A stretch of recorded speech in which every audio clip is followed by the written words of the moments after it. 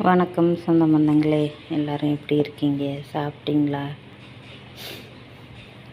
எல்லாம் என்னம்மா என்ன பண்ணுற, சாப்பிட்டியான்னு கேட்டிருக்காங்க ஒருத்தவங்க. சாப்பிட்டோம்பா, நான் சாப்பிட்டுன்னு தான் இருக்கேன். என்ன சமைக்கிறேன். சமைக்கிற வேலையில் எங்கே சாப்பிட முடியுது? காலைலேருந்து சாயங்காலம் வரைக்கும் சமையலே பண்ணின்னு இருக்கிறதுனால சாப்பாடு, காலை சாப்பாடு, மதியம் சாப்பாடு, நைட்டு சுத்தமாக சாப்பிட்றதே இல்லை. வீட்டை போய் தான் நான் சாப்பிடுவேன். 10 மணி ஆகிடும்.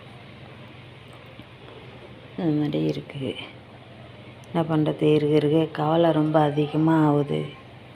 சொந்த வீடு இல்லை, என் பேத்திங்களை பார்க்க முடியல. அந்த பொண்ணு போனால் எங்கே இருக்கிறா என்னன்னு தெரியல.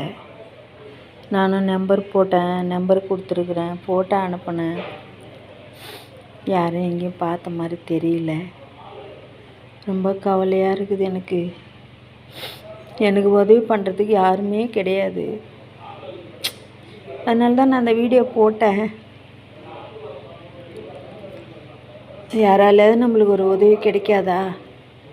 நம்ம பேர பிள்ளைங்கள பார்க்குறதுக்கு இந்த பொண்ணு எங்கேயாவது பார்த்துட்டு வர மாட்டாளா அப்படின்னு நானும் பார்க்குறேன்.